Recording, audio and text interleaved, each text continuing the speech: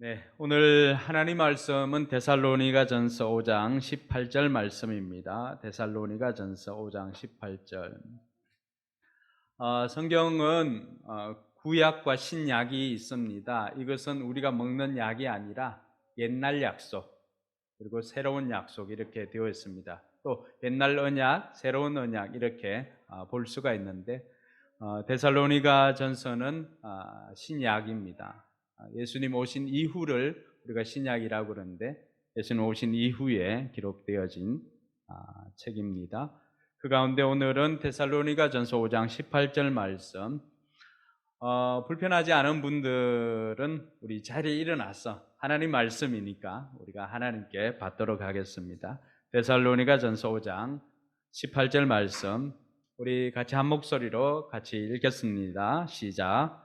모든 일에 감사하십시오. 이것이 그리스도 예수 안에서 여러분에게 바라시는 하나님의 뜻입니다. 짧으니까 한 번 더 할게요. 시작.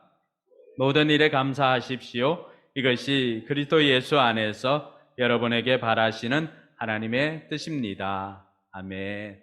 네, 오늘 앞에 보면은 그동안과는 뭐 강단 장식이나 이런 게 좀 달라졌죠. 과일도 올라오고 이렇게 했습니다. 이거 추수감사주일 예배를 드리기 위해서 준비한 것이기도 하지요. 우리나라에는 추석이 있습니다. 추석. 그리고 미국 같은 경우는 뭐 추수감사절이 있고요. 이스라엘 백성들은 수장절이라고 하는 명절을 지켰습니다. 추석이나 추수감사절, 또 이스라엘 백성들의 수장절, 맥주절 이런 절기들은, 이러한 명절은 다 그 맥을 같이 합니다. 그것은 한 해 동안 우리가 씨를 뿌리고 또 농사를 지어서 수확한 것을 감사하는 것입니다. 그래서 한 해 동안 농사에서 수확한 것을 어떤 사람들은 조상에게 감사하는 사람도 있고요. 어떤 사람들은 자신이 믿는 신에게 감사하는 사람이 있지만 하나님의 사람들은 모든 것이 하나님께서 우리에게 베풀어 주신 은혜인 것을 기억을 하고 하나님께 감사를 드리는 사람들이 있습니다. 맥을 같이 하지만 누구에게 감사를 표현하는가에 따라서 그 내용이 달라지는 것입니다. 여러분 농사 지을 때, 특별히 농사를 지을 때는 이것이 내 힘으로 되지 않는다는 것을 우리는 너무나 잘 알고 있습니다. 우리 교회 집사님들도 최근에 그 주말 농원인가요? 그 맥고랑 이렇게 사서 하는 분들도 있는데, 그럼 씨를 뿌리지만은 내 의지대로 그 씨들이 자라지를 않습니다. 씨를 뿌리기 전에 적당한 비가 있어야만이 씨를 뿌릴 수가 있고요. 그래서 성경에는 이른 비와 늦은 비가 있어야만 씨를 뿌리고 수확을 할 수 있다라고 이야기를 합니다. 그리고 수확을 할 때쯤 되면은 평소보다도 일조량이 훨씬 더 많아야 됩니다. 햇볕이 많이 비쳐야 오늘 이처럼 사과가 이 열매가 튼실하게 이렇게 커집니다. 그래서 수확하기 전에 볕이 작으면은 여러분 열매가 작을 뿐만 아니라 그 열매 맛도 별로 없게 됩니다. 그런데 이러한 모든 것들이 다 우리 손으로 우리가 조작할 수 있는 것들이 거의 없습니다. 씨를 뿌리고 수확하는 것은 우리가 하지만은 그 이외의 모든 과정들이 하나님께서 우리에게 비를 주시지 않으면 할 수가 없고 햇볕을 주시지 않으면 할 수가 없습니다. 그래서 우리는 이러한 것들이 다 하나님께서 우리에게 공급해 주신 은혜입니다라고 하는 것을 고백하면서 한 해 한 번씩 이렇게 추수감사주일로 지키고 있습니다. 물론 우리는 뭐 직접적으로 농사를 짓지는 않지만은, 그래서 우리가 한 해 동안 하나님께서 우리 가정에, 우리의 삶에 베풀어 주신 은혜를 기억하면서 이날 추수감사주일에 한 해를 돌이켜보면서 하나님 앞에 감사하는 것입니다. 근데 오늘 성경을 우리가 읽었던 말씀에 보니까 모든 것에 감사하라고 했습니다. 모든 것에 감사하라. 아니, 우리가 생각할 때는 뭐 성적이 좀 잘 나왔거나 아니면 승진을 했거나 아니면은 뭐 좋은 일이 있거나 뭐 쌍수를 했는데 제대로 감겼다. 이렇게 되면은 우리 감사할 조건이잖아. 그죠? 근데 그런 일들은 감사할 수가 있는데 성경은 참 지독하지요. 모든 것에 감사하라고 합니다. 여러분 어떠세요? 모든 것에 감사하라. 이게 쉬운 일이 아닙니다. 어느 동네 신앙이 좋은 할머니가 계셨는데 이 할머니 별명이 감사 할머니예요. 무슨 일이 생기면 항상 그 말 끝에는 아이고 하나님 감사합니다. 하나님 감사합니다. 이러니까 좋은 일이 생겨도 하나님 감사합니다. 힘든 일이 생겨도 하나님 감사합니다. 이렇게 고백하는 할머니가 계셨습니다. 그래서 동네 분들은 그 할머니의 별명을 감사 할머니라고 이렇게 지어줬습니다.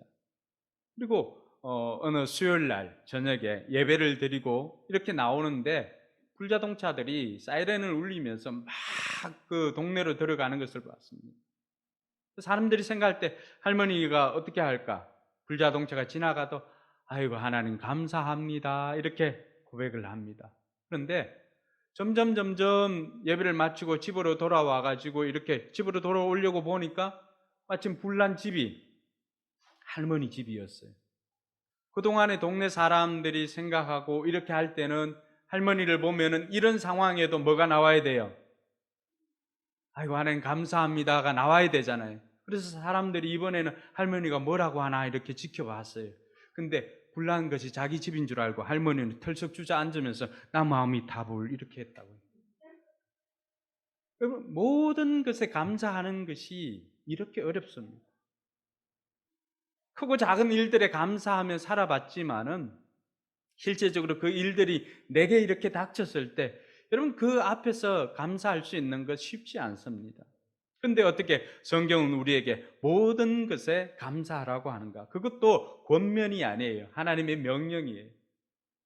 우리가 세 번역으로 이렇게 되어 있지만은 개역 개정에 보면 항상 기뻐하라, 쉬지 말고 기도하라, 범사에 감사하라.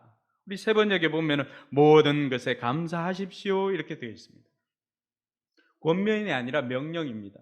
그러면은 누가 이 명령을 지킬 수가 있을까요? 누가 이 명령을 지킬 수가 있을까요?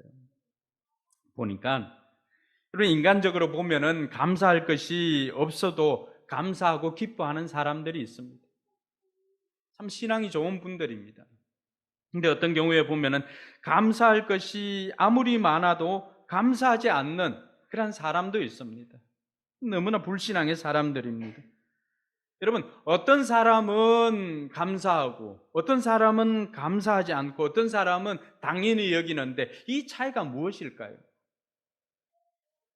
누구는 감사하고, 누구는 감사하지 않는 이 결정적인 차이가 무엇일까요? 그것은 바로 깨달음입니다, 깨달음. 그 깨달음의 차이가 이것이 당연한 것이 아니라 우리에게 베풀어 주신 은혜였구나라고 하는 것을 우리가 아는 것도 그 깨달음의 차이입니다. 그래서 여러분 한번 따라 할까요? 감사는 소유에 있지 않고 깨달음에 있습니다. 네. 감사는 우리의 소유가 많고 적음이나 이런 것에 따라서 감사가 나오고 안 나오고 이런 것이 아닙니다. 감사는 우리의 소유에 많고 적음에 있지 않고 우리의 깨달음에 있다라고 하는 것입니다. 좀 전에 우리 여성 중창단이 찬양했던 행복이라고 하는 찬양, 그럼 가사가 얼마나 좋습니까? 화려하지 않아도, 가진 것이 많지 않아도, 또 아침에 뜨는 해와 달을, 또 저녁에 뜨는 달을 보면서도 감사할 수 있는 것은 무엇일까요? 근데 이 곡을 작곡했던 이 송경민 작곡가가 그런 이야기를 하지 않습니까? 우리가 그저께 직접 들었잖아요. 이 곡을 은혜라고 하고 행복이라고 하는 곡을 쓰기 위해서 가사를 써놓고 준비를 하고 있었는데 코로나가 터진 거잖아요. 코로나를 지내면서 생각을 해보니까 그동안 우리가 당연하다고 생각했던 그 모든 것들이 당연한 것이 아니라 하나님께서 우리에게 베풀어 주신 은혜였구나라고 하는 것을 깨닫고는 예전에 썼던 가사를 다 지우고 새롭게 이 은혜라고 하는 가사를 짓고 곡을 만들었습니다. 코로나가 터지기 전에는 내 삶에 행복한 것들이 뭐가 있을까를 찾았다고 한다면은 코로나가 터지고 난 다음엔 내 삶에 은혜가 아닌 것이 무엇인가를 찾아보았답니다. 내 삶에 은혜가 아닌 것을 찾아보니까 그럼 뭐가 있을까요? 은혜가 아닌 것이 단 하나도 없었다는 것입니다. 내가 호흡해서 숨 쉬는 것도 하나님의 은혜이고요. 그럼 가족들이 이렇게 같이 함께 지낼 수 있는 것도 하나님의 은혜라고 하는 것을 우리가 코로나를 지나면서 그동안에는 우리가 너무나 당연하다고 생각했던 것들이 결코 당연한 것이 아니라 하나님께서 우리에게 은혜를 베풀어 주어야만이 가능하다라고 하는 것을 우리가 위기를 경험해 보니까 알 수가 있었습니다. 그러니까 지금 내 옆에 앉아서 함께 예배드리고 이 공간에서 함께 드리고 있는 우리 모두가 이것이 당연한 것 아니지요. 하나님께서 우리에게 생명 주시고 건강 주시지 않았다면 우리는 우리의 발걸음으로 여기에 올라오기조차도 어려웠을 것입니다. 제가 참 마음 아파하는 일이 얼마 전에 생겼습니다. 그것은 건물 사장님에 대한 이야기입니다. 건물 사장님 저를 보면은 물론 제가 이 찹쌀모찌 이렇게 사드리고 해서 좋아하는 경우도 있지만 어쨌든 저를 보면 참 좋아했습니다. 그래서 오실 때마다 이 찹쌀 도넛이나 아니면은 붕어빵이나 제가 섬길 수 있는 만큼은 이렇게 섬기려고 했습니다. 그런데 건강이 좋지 않다는 이야기를 듣고는 제가 하나님 복음을 전할 수 있는 기회가 있었으면 좋겠습니다라고 기도를 하고 있었습니다. 그리고 저쪽 건물을 계약하려고 할 때 그때 우리 사장님 부동산에 가서 이렇게 계약을 하려고 했을 때 건강이 좋지 않다는 것을 듣고 그때 나와서 이렇게 뵈니까 그래도 괜찮은 것 같아가지고 다음번에 만나면은 제가 맛있는 거 사드리면서 좀 복음을 전하고 천국을 선물해야 되겠다라고 하는 그 생각을 하고 있었습니다. 근데 불과 얼마 전에 사장님 돌아가셨다는 이야기를 들었습니다. 그러니까 우리 인생이 우리 뜻대로 되지 않는 거죠. 우리는 내 생명이, 내 가족의 생명이 영원할 거라고 생각하지만 그러나 때가 되면은 기약 없이 준비 없이 떠날 수도 있는 것이 이 땅의 삶이라고 하는 것을 다시 한번 깨닫게 되었습니다. 그래서 끝내 복음을 전하지 못하고 보내드린 것에 대한 그 마음 아픔이 제게 여전히 남아 있습니다. 너무나 가슴 아픈 일이었습니다. 그래서 우리가 모든 일에 감사하라고 하는 거 누가 할 수 있느냐? 결국에는 이 땅에서 살아가는 모든 것이 하나님의 은혜인 것을 깨달은 사람, 그 깨달은 사람이 하는 것이 감사다라고 하는 것을 우리가 알 수가 있습니다. 오늘 성경에는 모든 것에 감사하라고 했는데 여러분 이 데살로니가 전서 후서는 바울이 데살로니가 있는 성도들에게 편지를 한 것이거든요. 그럼 이들이 어떤 상황에 있는데 바울이 이들에게 감사를 하라고 했을까? 빌립보 성도들에게 편지할 때도 바울은 빌립보서 4장 4절에 보면 항상 기뻐하라. 항상 기뻐하라. 내가 또 말하노니 기뻐하라고 했습니다. 그때 바울의 신분은 감옥에서 옥살이 할 때였습니다. 여러분 감옥에서 영의 몸으로 그곳에 있을 때 기뻐하라고 권면한 거 쉽지 않습니다.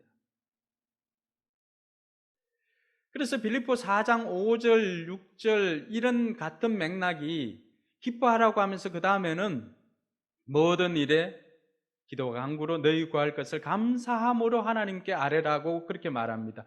기뻐할 수 있는 것이 뭔가 우리에게 있는 염려, 근심, 걱정들은 우리가 가지고 있으면 그것은 기쁨의 조건이 아닙니다. 그러나 모든 것들은 기도와 간구로 모든 것을 아시는 하나님께 아뢰라고 했습니다. 그때 나오는 것이 기도입니다. 그때 나오는 것이 감사입니다.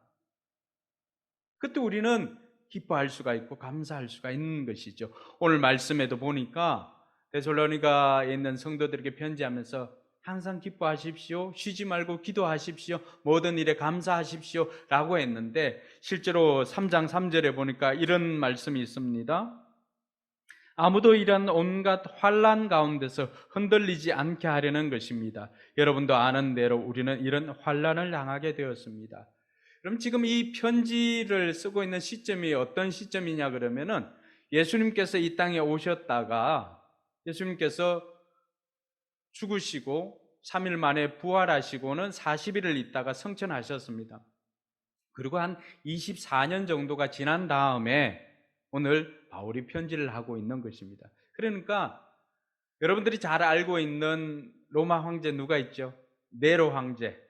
그래서 로마의 불이 이렇게 대화재가 일어났을 때 그 모든 원인을 기독인들에게 돌려가지고 기독인들이 그들의 파티의 불쏘시개로 쓰이는 이런 엄청난 박해가 있었던 때가 바로 이때입니다. 여러분, 초기 기독교는 두 가지와 싸워야 했습니다. 유대교와 싸워야 했고요. 그리고 세상 속에서 삶은 로마인들의 압제 속에서 언제나 그들은 생존에 대해서 걱정을 해야만 했습니다. 왜냐하면 우리가 요한계시록에서도 살펴보았지만은 그들이 조합, 길드라고 하는 그 경제 공동체에 들어가지 않으면 살아갈 방법이 없습니다.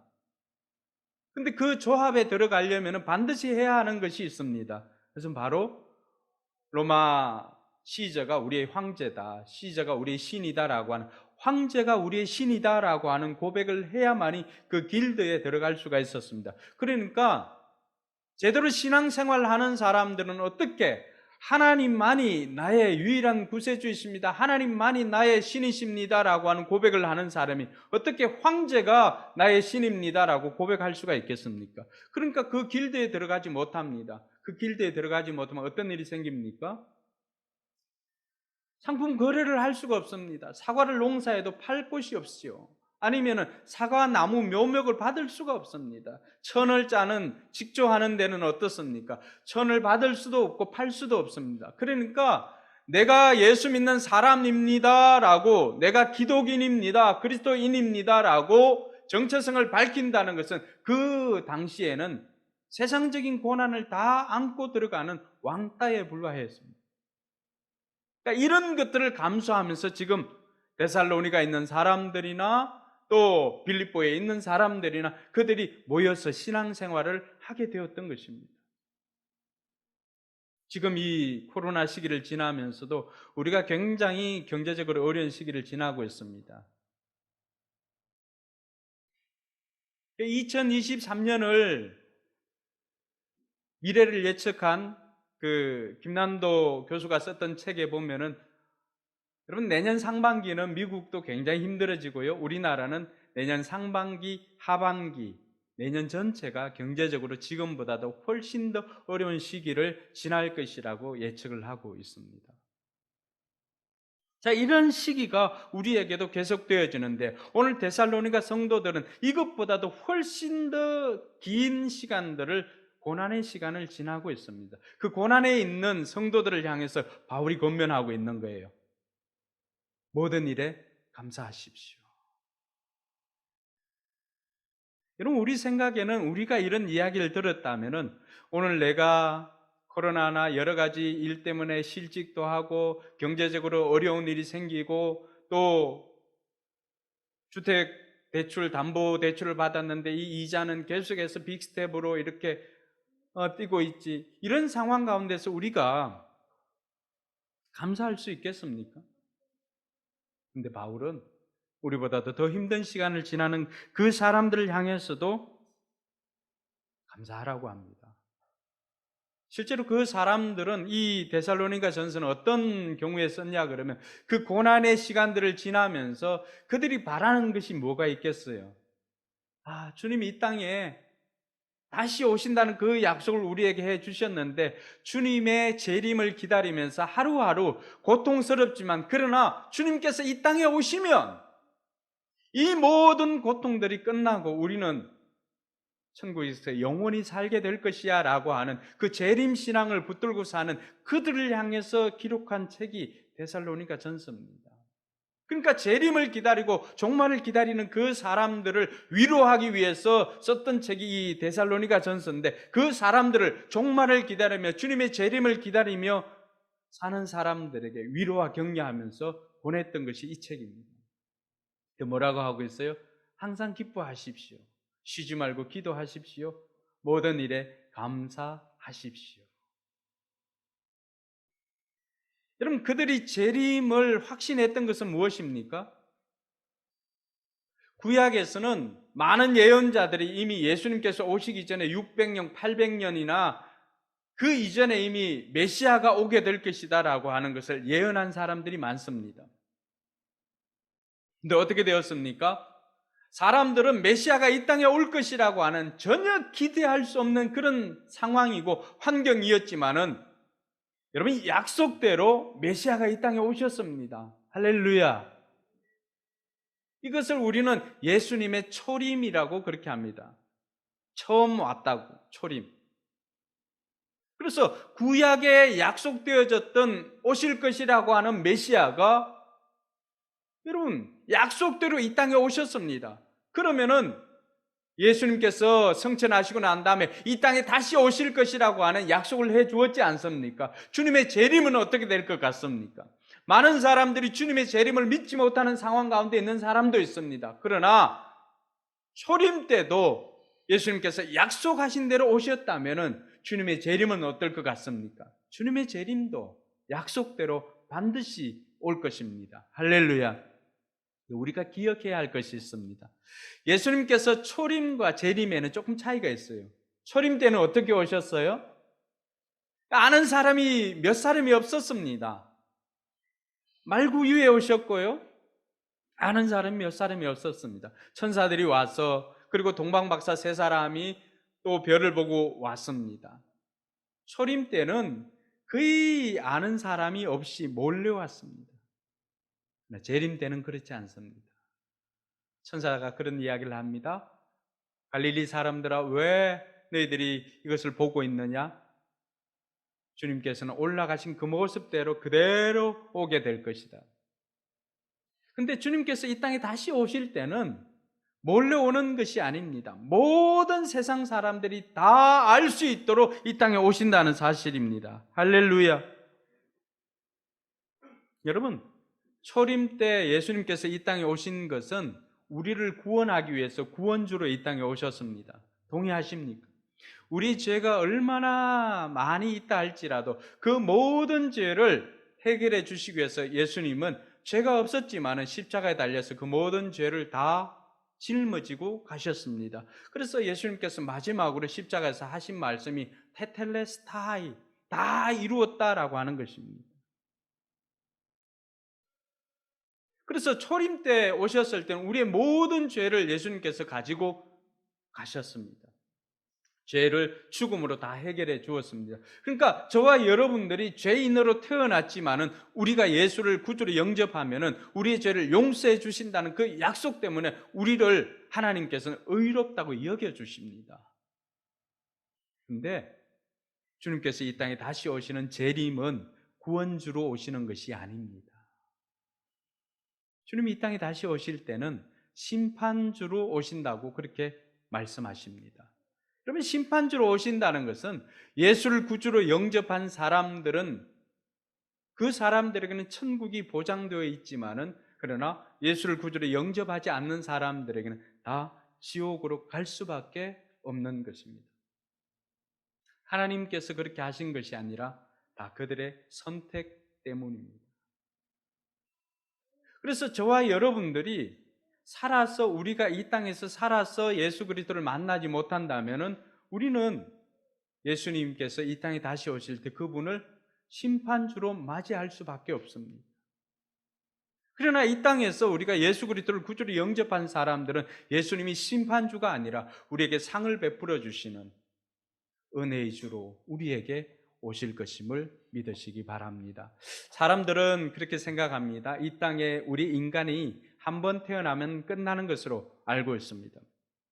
그래서 모파상도 소설을 쓸 때 여자의 일생이라고 하는 책을 썼습니다. 그러니까 일생이라고 생각한 거죠. 많은 사람들이, 이 땅에 살아가는 사람들이 우리 인생을 일생이라고 생각하는 사람들이 많이 있습니다. 근데 여러분, 성경을 조금 더 자세히 읽어보면요, 우리의 일생은 일생이 아니라 삼생입니다. 왜냐하면은 여러분, 엄마 뱃속에서 우리가 몇 개월을 있죠? 일생은 엄마 뱃속에서의 살 때입니다. 그때 9개월이나 10개월이 있습니다. 물론 우리 지원이처럼 성격이 급해서 7달 만에 나오는 애들도 있습니다. 그러나 대략 7개월, 8개월, 9개월, 10개월입니다. 그 일생 동안에 해야 할 일이 무엇입니까? 일생 동안에 해야 할 일은 단 한 가지, 이생을 준비하는 것입니다.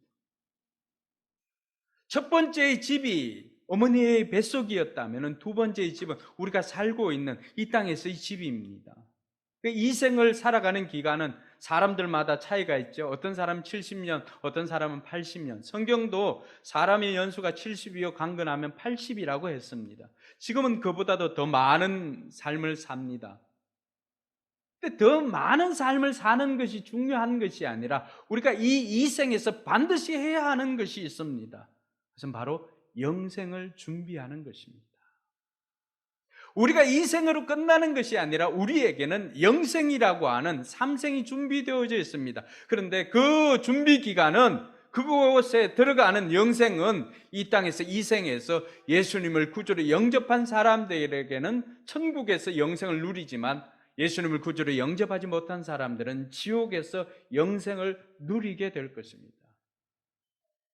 그러므로 저와 여러분들이 이 이생에서 살아갈 때 우리가 그 무엇보다도 우선적으로 해야 되는 것은 다른 것이 아니라 예수님을 내 인생의 구원자로, 예수님을 내 인생의 주인으로 모시는 것입니다. 저는 이 자리에 참석한 오늘 여러분들에게, 여러분들이 이 말씀을 듣는 것이 여러분들에게는 복음이라고 생각됩니다. 복된 소식. 왜냐하면 이것이 여러분의 영생을 결정할 수 있는 아주 중요한 소식이기 때문에 그렇습니다. 혹이라도 아직 예수님을 내 인생의 주인으로, 또 나를 구원해 주실 구세주로 영접하지 못한 분들이 있다면 오늘 이 시간을 통하여서 예수님을 여러분의 인생의 구원자로 모시기를 주님의 이름으로 축원합니다. 그러니까 데살로니가 성도들은 이제나 저제나 예수님 오시기만을, 다시 오시기만을 기다렸던 사람입니다. 여러분, 힘든 시간들 이렇게 살아보면은 여러분 마음속에 그런 생각 들지 않나요? 주님 빨리 왔으면 좋겠다, 천국 빨리 갔으면 좋겠다라고 하는 생각이 목사로 살아가는 저에게도 있습니다. 저도 똑같이 여러분들과 같은 이 시대에 발딛고 살아가니까 똑같이 어려움을 겪게 되는 거죠. 이 어려움을 지나면서 주님 빨리 왔으면 좋겠다라고 하는 생각이 들 때도 있습니다. 오늘 데살로니가 성도들이 바로 그러한 삶을 살았던 사람들입니다. 그런데 바울은 그들을 향해서 항상 범사에 감사하라고 이야기를 합니다. 바울이 그들에게 모든 일에 감사하라고 왜 바울은 저들에게 모든 일에 감사하라고 했을까? 오늘 말씀해 보니까 그 첫 번째는 그것이 하나님의 뜻이기 때문이라고 가르쳐 주고 있습니다. 모든 일에 감사하십시오. 이것이 그리스도 예수 안에서 여러분에게 바라시는 하나님의 뜻입니다. 여러분, 많은 믿는 사람들이 가장 확실하게 움직이는 게 뭐예요? 하나님의 뜻이라고 하는 거예요. 많은 사람들이 이게 하나님의 뜻인지, 내가 이 일을 하는 게 하나님의 뜻인지, 이게 긴가민가 하니까 제대로 올인을 못하는 거예요. 세상에 100% 확신되는 것 없습니다. 목사인 저도 한 60%, 70% 맞으면은 이게 하나님 뜻이구나라고 하면서 밀어붙입니다. 여러분들도 마찬가지일 거예요. 여러분들이 하고자 하는 일들, 크고 작은 문제부터 시작했어요. 이 일이 하나님의 뜻이라고 한다면 내가 목숨 걸고라도 이 일을 할 것이다 라고 하는 다짐을 하는 사람들이 많이 있습니다. 그렇지 않습니까? 바울이 우리에게 가르쳐 주는 것은 이게 하나님의 뜻이라는 거예요. 모든 일에 감사하는 것이 하나님의 뜻이랍니다. 하나님의 명령이에요. 권면이 아닙니다. 선택의 문제가 아니라 순종의 문제입니다. 하나님께서 우리에게 원하는 것은 우리가 날마다 거룩한 삶을 사는, 성화의 삶을 사는 것입니다. 성화가 뭐예요? 예수님 닮아가는 삶이잖아요. 항상 기뻐하고 쉬지 않고 기도하고 모든 일에 감사하면은 우리가 예수님을 닮아간답니다. 어느 순간인가 우리의 성품이 예수님을 닮아가고 있습니다. 용서하지 못한 사람들도요, 용서하게 되고, 감사하지 못하는 일들도 시간이 지나면 감사하게 되는 것이 우리가 하나님의 뜻을 이룰 때입니다. 어느 순간인가 저와 여러분들 얼굴도 큰 바위 얼굴은 아니지만은 예수님을 닮아가게 될 것입니다. 우리 마음의 성품.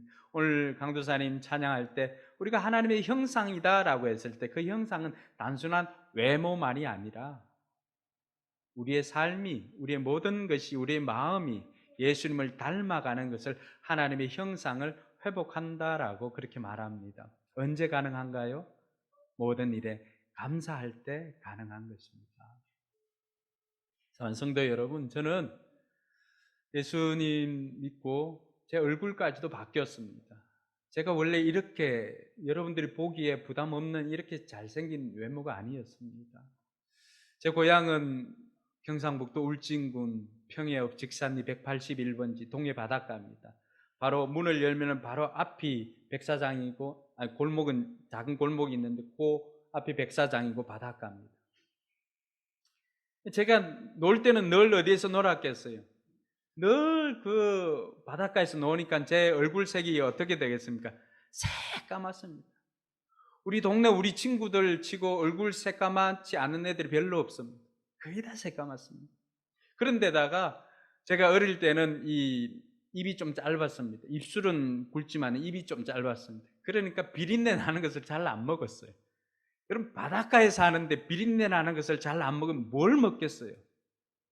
그러니까 늘 배짱 말랐는 거죠. 제가 그때 당시 제일 좋아했던 거는 우리 집에 그 암탉이 있었는데 닭이 알을 낳으면은 할머니하고 엄마가 그 닭을 가지고 와서, 제가 그래도 장손이었거든요. 그러니까 금방 한 밥에다가 그 계란을 탁 깨가지고 생계란을 딱 깨고는 그 위에 참기름 한 방울, 간장 한 뭐 두세 방울 이렇게 떨어 주는 것입니다. 그거 비벼 먹는 것이 제가 제일 좋아하는 반찬이었습니다.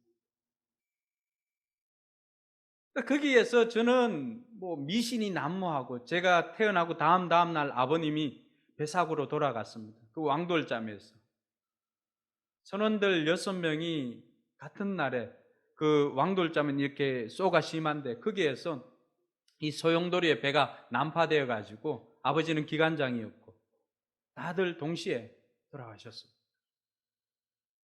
그러니까 제 어린 날은 어머님, 그리고 누나, 저, 그리고 삼촌 3분, 고모 1분, 할머니, 할아버지, 또 정조 할머니, 이 대가족이 한 집에 다 살았습니다.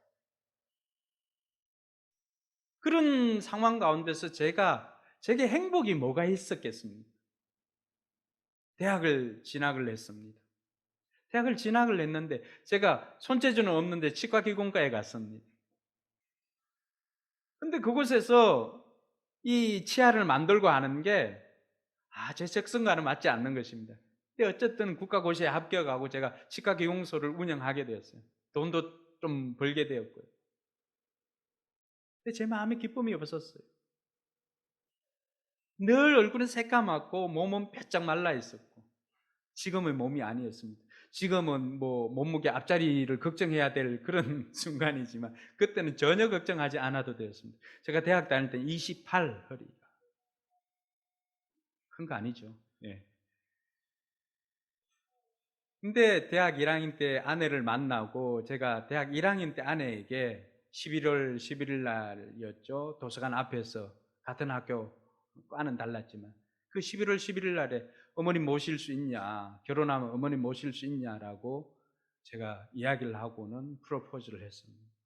어머님 모실 수 있다는 거예요. 대학 1학년 때. 그래서 제 마음 속에는 시간이 지나면 때가 되면 결혼해야 되겠다는 생각을 하게 되었죠. 집사람은 교회를 열심히 나가고 저는 뭐 너무나 음주 가문을 즐겼던 그런 사람이었습니다. 집사람 늘 점심때만 되면은 그 학교 본관 앞에서 해 뜨는 데부터 이렇게 찬양을 하고 있고요. 저는 또 가방을 이렇게 끼고 다니면서 늘 이렇게 하고 고무신 신고, 디스코 바지 입고, 머리는 김병지 머리, 그때 당시 김병지 머리, 여긴 짧고 뒷머리는 길고, 비가 와도 저는 우산을 쓰고 다니지 않았습니다. 가호가 떨어진다.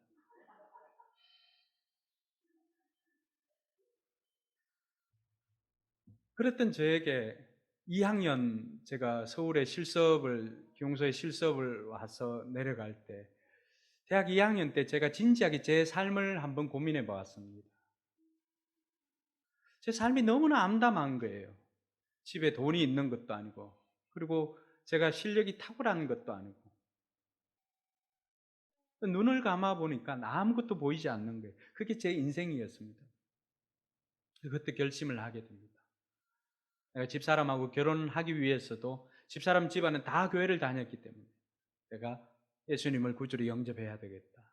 그리고 또 한 가지는 내가 살면서 참으로 의지할 곳이 없었습니다. 아버지가 안 계셨으니까 어머님은 너무 잘 내주었지만은, 그러나 어떤 일들을 선택하고 결정할 때 뭐 형님 같은, 아니면은 제가 의지하고 싶은 대상이 없었습니다.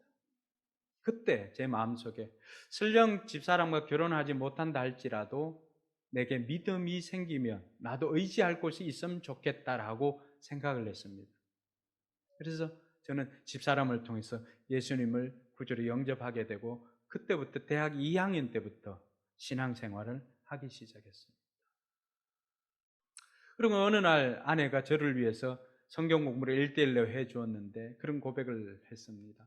지금은 내가 이렇게 가르치지만 훗날 이 사람이 나를 가르칠 수 있는 신앙의 지도자가 되게 해달라고 기도를 했습니다.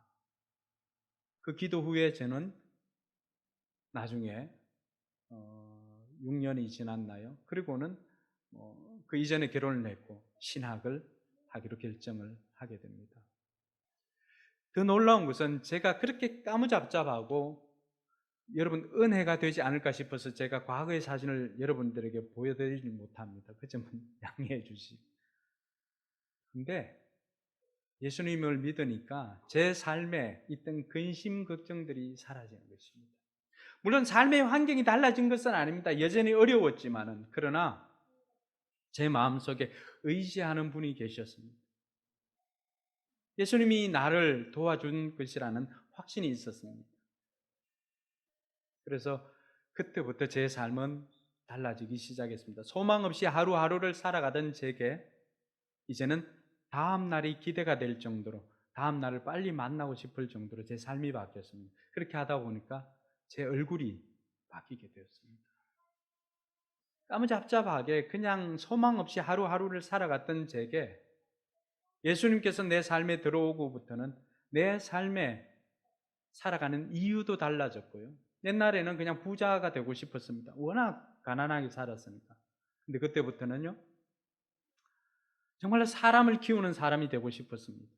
사람들을 좀 이 시대에 영향력 있는 삶을 살아갈 수 있는 사람을 키우는 일을 하고 싶었습니다.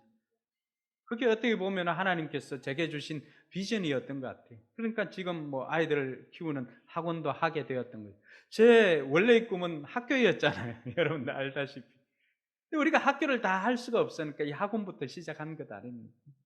언젠가는 기회가 주어진다면은 그것도 우리가 생각을 해봐야 되겠습니다. 그러나 지금은 아닌 것 같습니다. 여러분, 예수님을 내 삶의 주인으로 모시면은 이렇게 삶이 달라지게 되는 것입니다. 그래서 우리는 하루하루 살아갈 때 이것이 하나님의 뜻인가 아닌가를 묻고 하나님의 뜻이라고 한다면 그게 어울린을 하는 것입니다.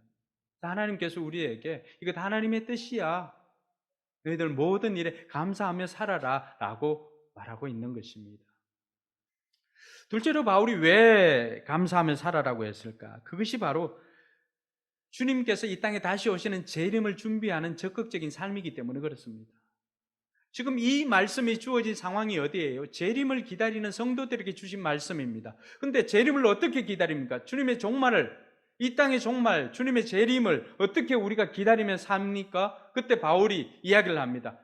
소극적으로 뭐 하지 말고 이런 등등의 이야기가 5장 1절 2절부터 시작이 쭉 나옵니다. 그런데 5장 16절, 17절, 18절에서는 소극적으로 그렇게 사는 것이 아니라 너희들은 적극적으로 모든 일에 항상 기뻐하고 쉬지 말고 기도하고 범사에 모든 일에 감사하며 살아라. 이게 내 뜻이다 라고 하면서 설명을 해줍니다. 여러분, 우리가 이렇게 살아갈 때 주님의 재림을 제대로 준비하는 것입니다. 여러분, 주님의 재림이 어떨 것 같습니까? 어느 날 우리 최 집사님이 그냥 가게 일 한다고 설거지도 못하고 그렇지는 않겠지만 설거지도 못하고 해서 싱크대에 그릇이 수북합니다. 또 옷은 뭐 정우니가 오만데 벗어 던져두고 집이 뭐 난장판입니다. 난장판인데 그때 갑자기 최 집사님이 존경하는 분, 평소에도 집에 한번 모시고 싶었던 분이 오신다고 합니다. 노크를 하고 들어옵니다. 그 모습을 보여주고 싶겠어요? 집사님 어떻게 했어요? 아이고, 연락이라도 좀 해주고 오지. 이런 마음 아니겠습니까? 여러분, 우리가 주님께서 이 땅에 오신다는, 주님 재림하신다는 그 소식을 우리가 듣고 있습니다. 근데 언제 올지는 모릅니다. 저도 궁금해요. 몇 시에 올지, 3시 반에 올지, 4시 20분에 올지, 아니면 5시 15분에 올지. 아마 그래도 극적이니까 한 12시쯤 오지 않겠나 이런 생각들은 하고 있습니다. 근데 어떤 경우에는 우리나라에 오면은, 아니면 예루살렘에 오면은, 그럼 반대편에 있는 나라는 어떻게 될까? 우리나라에 오면 저 아르헨티나나 칠레에 있는 나라는 어떻게 될까? 이런 생각들 저도 하고 있습니다. 궁금합니다. 그렇지만 분명한 것은 주님께서 오십니다. 그런데 우리가 준비하지 않고 주님을 맞아들인다면은 마치 집이 난장판인데 자기가 존경하는 손님이 그때 오는 것과 다르지 않다는 거예요. 여러분, 여러분이 사랑하는 주님을 이렇게 맞이하고 싶습니까? 아무것도 준비하지 않고 삶이 엉망인 상태에서 주님 맞이하고 싶습니까? 그래서 바울이 주님께서 이 땅에 반드시 다시 오시는데 주님 오시는 것을 준비하는 것은 다른 것도 아니야. 너희들 항상 기뻐하며 살아. 모든 일에 감사하며 살아. 그렇게 사는 것이 바로 주님 오심을 준비하는 것이라고, 가장 잘 준비하는 것이라고 이야기를 합니다. 할렐루야. 그럼 동의하십니까? 우리가 항상 기뻐하고 쉬지 말고 기도하고 모든 일에 감사하며 산다면은 매일의 순간에 우리가 하루를 마무리할 때 이렇게 감사하며 마무리하는 것입니다. 하나님, 오늘 하루도 주셔서 감사합니다. 오늘 하루 내 삶에 있는 찌꺼기들을 여러분 하루가 가기 전에 다 끝내야 돼요. 주님 언제 오실지 모르니까. 그래서 매일매일을 우리가 정산하며 끝내야 됩니다. 그게 바로 기뻐하는 것이고 기도하는 것이고 모든 일에 감사하며 마무리를 하는 것입니다. 그렇게 마무리를 했는데 주님께서 오시면 어떻습니까? 주님 진작에 기다렸습니다. 진작에 기다렸습니다. 그럼 귀한 손님 모시고 싶을 때 여러분 청소 깨끗하게 하고, 우리 집사람도 목장이나 최근에는 집에서 목장하는 경우가 별로 없지만 집에 누구 온다 그러면 애들한테 일주일 전부터 닥달입니다. 화장실 낙서 뿌려가 씻어라 온데. 그러니까 저희 집에 누구라도 오게 되면 이미 3일 전부터 소재가 돼 있는 거예요. 준비하고 맞아들이기 위해서. 그 준비의 가장 적극적인 준비가 바로 모든 일에 감사하는 것입니다. 뿐만 아니라 감사하는 믿음의 척도입니다.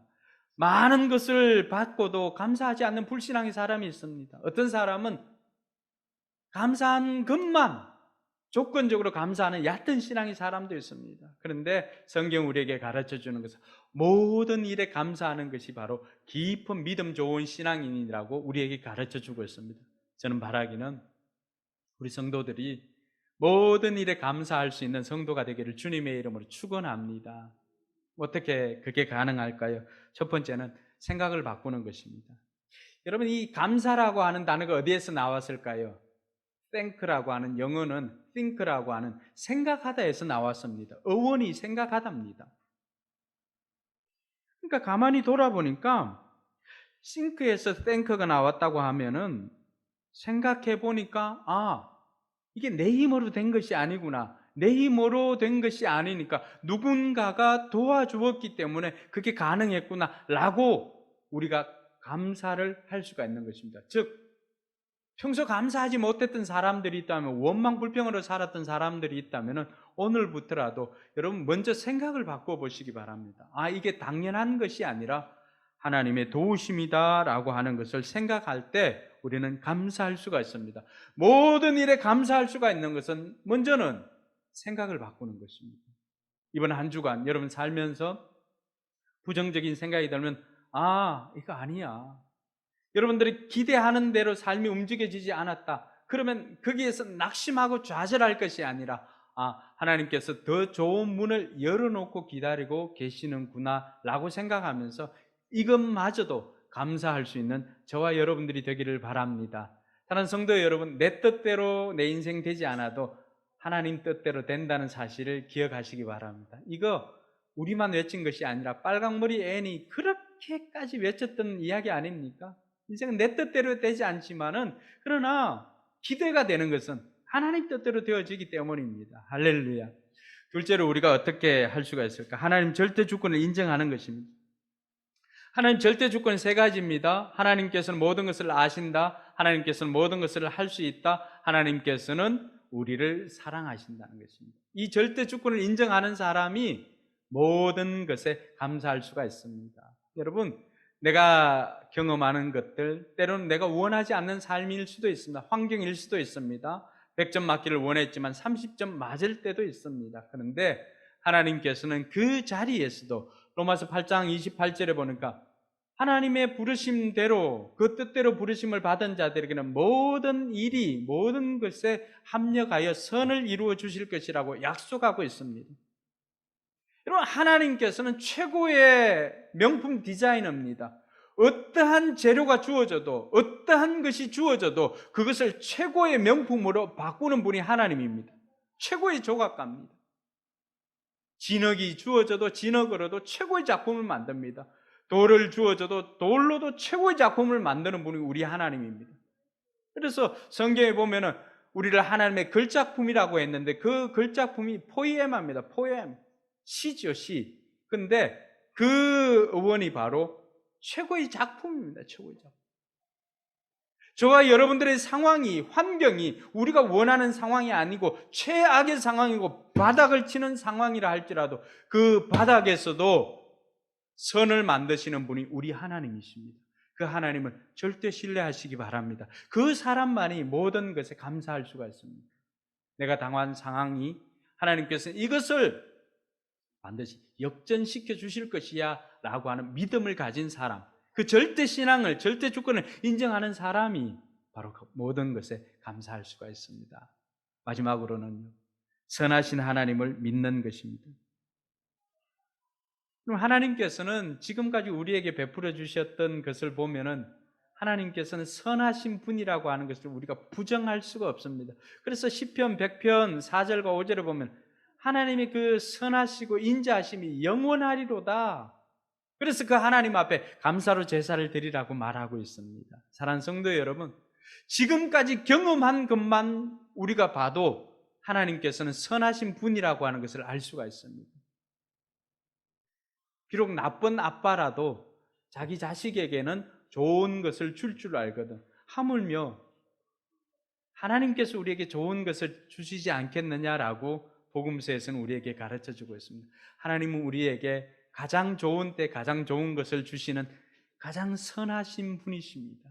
그 하나님을 믿고 우리 삶 가운데 일어나는 그 모든 일들 속에서 하나님께서 내게 필요하니까, 하나님께서 지금은 내가 이해할 수 없어도 이 일을 통해서 내가 성장하고 성숙하고 내가 성공할 수 있으니까 하나님께서 내게 주신 것일 거야 라고 하면서 그 선하신 하나님을 신뢰하면서 한번 감사해 보시기 바랍니다. 그래서 이번 한 주간에는 여러분들에게 주어진 좋은 것이든 힘든 것이든 어떤 것이 주어지더라도 먼저 감사로 고백하면서 모든 것에 감사하며 살아가는 저와 여러분들이 되기를 주님의 이름으로 축복합니다.